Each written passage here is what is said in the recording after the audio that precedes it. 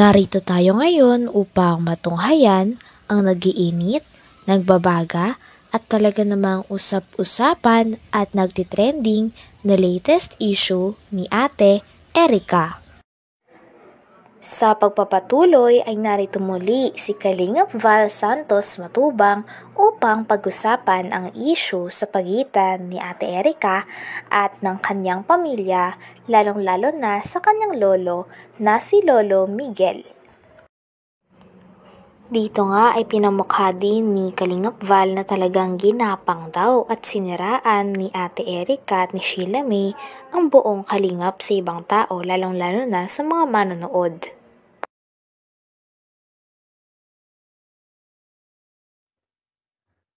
Gumawa ka na nga ng mabuti, ikaw pa ang naging masama. Yan ang nangyari sa pera ni John A. Ha? Ginapang ninyo at siniraan ninyo ang Team Kalingap. Yung matanda po ay natangay na dala. Yun pala, yung bahay ninyong pinagawa, wala pang kalahating milyon. Wala pang 400,000 yung bahay na pinagawa ninyo. Kapangit-pangit. Yung bahay ni Lolo Miguel po, kaganda-gandang pinagawa ko. Ha? Mayroong swimming pool po yan sa likod. Yan mga yung bahay ninyo dyan, nakita ko, wala pang kalahating milyon yung bahay na pinagawa ninyo. Ano lang, kulang-kulang 400,000. Mukhang pera ay, bahala kayo dyan kung mga ayon yung lumapit sa inyong lolo at humingi ng tawad. Sapagkat digital na po ang karma ngayon, mabilisan. Dati ang karma, taon ang binibilang. Ngayon po ay oras na lang at araw. So, ang aking payo po sa inyong magkapatid ay lumapit kay Lolo Migs at humingi ng tawad sa inyong ginawa sa kanya. Para yung karma po, matigil na. Yung karma ay matigil na. Ay shout out po sa ating lahat. Magandang umaga, tanghali at gabi. Sa mga nagpakulay po sa ating live, shout out at maraming salamat. At paluma na nga ang bahay nila. Kay Lolo Miguel, wala pang pintura. Gagawin pa lang. Bili ako ng kotse. Para mayroon siyang service. Yayaman si Lolo Miguel. Hello sa ating lahat mga kalingap. At di na ako nag-imik, nagsalita. Ayan na, lumabas na po yung tunay na. Sabi nga ni Kalingap Val ay wala pa daw siyang masyadong ginagawa. Talagang ang katotohanan ay lumabas lang daw talaga ng kusa. Talagang hindi nga daw siya naglalabas ng mga impormasyon noon. Ngunit talagang sila Ate Erica na mismo ang naglaglag sa kanilang sarili at nagsira ng kanilang image sa mga manonood. Hello sa ating lahat mga kalingap. At di na ako nag-imik, nagsalita. Ayan na, lumabas na po yung tunay na ugali nila. Ibig sabihin po, totoo tayo. Yung kinampihan natin na si Lolo Migs ay totoo. At hindi nagbubulaan. Ang kinampihan ng e-lovers ni Tunyakaw Torres ay hindi totoo. Ayan, nag-away-away na sila. Kaya ang payo ko po sa team ng e-lovers, baguhin nyo ang pangalan. Huwag ng e-lovers. M-lovers na. Miguel Lovers. Yan ha. At para po magkasama-sama tayo.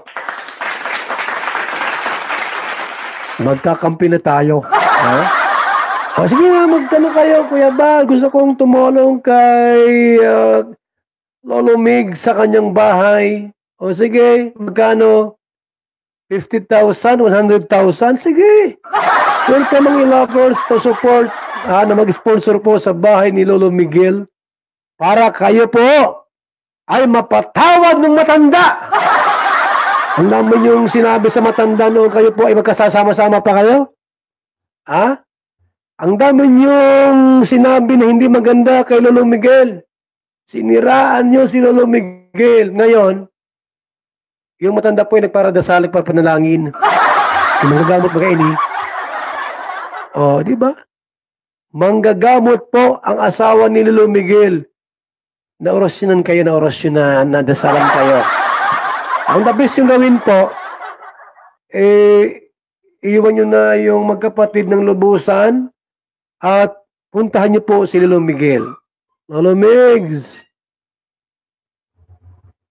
pasensya na po sa mga sinasabi ko dati. Napatunayan ko na ikaw pala ang totoo, hindi yung magkapatid. Ganon. At magsimulang tumulong kay Lolo Miguel at sa kanya. Nabanggit pa nga dito ni Kalingap Val ang history ng pagkupkop ni Lolo Miguel sa kanyang mga apo na si Ate Sheila May at si Ate Erica. Talagang binibigyan niya pa nga daw ito ng mga kwarto at kahit kapos na rin sila sa buhay ay hindi niya pinabayaan ang kanyang mga apo. Talagang hatid sundo at pinag-aral, binihisan at inalagaan daw ito ng todo ni Lolo Miguel at ng asawa ni Lolo Miguel. Puntahan niyo po si Lolo Miguel. Lolo Migs, pasensya na po sa mga sinasabi ko dati. Napatunayan ko na ikaw pala ang totoo, hindi yung magkapatid. Ganon. At magsimulang tumulong kay Lolo Miguel at sa kanyang mga pamangkin. Ayan po, yung mga pamangkin ni Lolo Miguel, doon nakatira. Yung mga ano yan, mga pinsan ni Erica at Mian. Dahil kinupkup nila. Yung dalawang pamangking dalagita, kinupkup nila mga kalinga ni Lolo Miguel. Okay, yung bahay po nila ngayon, 2 kwarto. 2 kwarto doon sa pamangkin niyang inampon.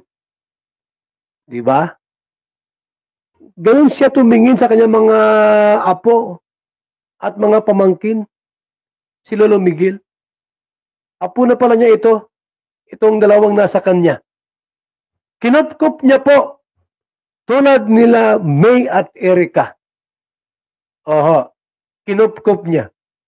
Sapagkat si Lolo Miguel po ay mayroong mabuting puso at mapagmahal sa kanyang mga apo at kamag-anak. Anong ginawa ninyo? Wala kayong ginawang mabuting bagay sa kanya. Ituloy, kinarma kayo.